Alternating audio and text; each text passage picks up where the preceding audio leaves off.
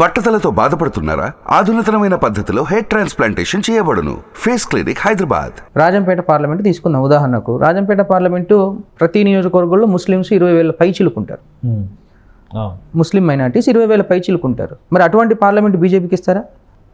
అప్పుడు 7 అసెంబ్లీ సెగ్మెంట్లు పోయినట్టే కదా. 7 చోట్ల 7 అసెంబ్లీ సీట్లలో ప్రతి నియోజకవర్గంలో మదనపల్లిలో 40,000 ఉంటారు, పీలేరులో 40,000 ఉంటారు, తంబలపల్లిలో 25,000 ఉంటారు, రాజంపేటలో 20,000 ఉంటారు. ఇట్లా అన్ని నియోజకవర్గాలు కలిపి అసలు ఇవ్వడం అనే పాయింట్ కంటే అసలు బీజేపీ ఏ క్రైటీరియా మీద ఈ సీట్లు అడిగింది? మీరేమో 10 అసెంబ్లీ సీట్లలో 3 గెలుస్తే అంటున్నారు, కానీ ఇవన్నీ మేము గెలుస్తాం అనే నమ్మకంతో కదా అక్కడ 6 అనే ఢిల్లీలో. వాస్తవానికి కిరణ్ కుమార్ రెడ్డి ఎక్స్ సీఎం వ్యక్తిగతంగా చాలా గ్రాఫ్ ఉన్న వ్యక్తి. అక్కడ పెద్దిరెడ్డిని ఢీకొనాలంటే కిరణ్ కుమార్ రెడ్డి ఓకే. బట్ కిరణ్ కుమార్ రెడ్డి పోటీ చేసే సింబల్ అక్కడ కొన్ని సామాజిక వర్గ ప్రజల్ని దూరం చేస్తుంది. అప్పుడు ఓటేయడానికి పోయేటప్పుడు సింబల్ని చూస్తాడు వ్యక్తితో పాటు. అప్పుడు ఒక సెక్టార్ ఆఫ్ పీపుల్స్ ఏమవుతారంటే దూరం అవుతారు. గెలిచేదే అక్కడ 2-3 వేల ఓట్లతో గెలుస్తారు. ఈ ఈక్వేషన్స్లో ఆ 2,000 ఓట్లు పక్కకు చీలిపోయినాయి అనుకోండి, ఎవరికి ప్రాఫిట్ ఉంటుంది?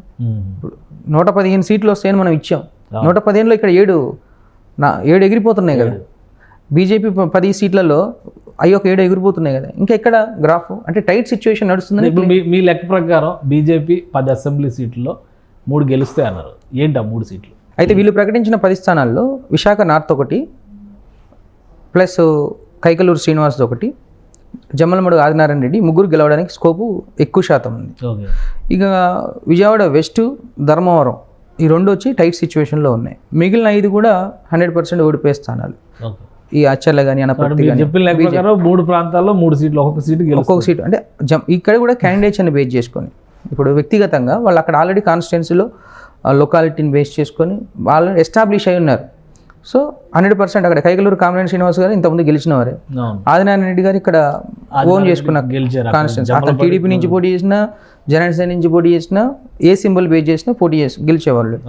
అంటే ఇక్కడికి వచ్చేసరికి మిగిలిన కాన్స్టిట్యున్సీలోకి వచ్చేసరికి ఏమైందంటే లొకాలిటీ పరిచయం లేని వ్యక్తులు, కొత్త వ్యక్తులు.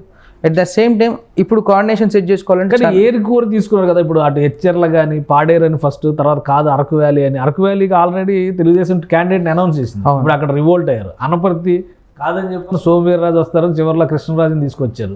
అక్కడ క్యాండిడేట్ అనౌన్స్. ఇప్పుడు ఇవన్నీ కూడా కూటమిని రప్చర్ చేసే విధంగా ఉన్నాయి, ప్లస్ బీజేపీకి కూడా ఓటమిని తీసుకొచ్చే విధంగా ఉన్నాయి. అంటే ఇక్కడ క్యాండిడేట్ అకామిడేషన్ అనేది వాళ్ళు మరి టర్మ్స్ అండ్ కండిషన్ ఏం పెట్టుకున్నారనేది కొంచెం వాళ్ళ పార్టీ అఫీషియల్ ఇన్ఫర్మేషన్స్. బట్ వాళ్ళు ప్రకటించిన సీట్లలో మనం ప్రజల్లో ఒపీనియన్ తీసుకున్నప్పుడు మాత్రం ఈ 3 నియోజకవర్గాల్లో కొంచెం పర్లేదు. మిగిలిన నియోజకవర్గాల నుంచి యాక్సెప్టెన్స్ అనేది ప్రజల నుంచి పూర్తి స్థాయిలో లేదు కాబట్టి ఓడిపోయే అవకాశాలు ఎక్కువ. సుమన్ టీవీలో మీ పర్సనల్ అండ్ బిజినెస్ ప్రమోషన్స్ కోసం కింది నెంబర్కి కాంటాక్ట్ చేయండి.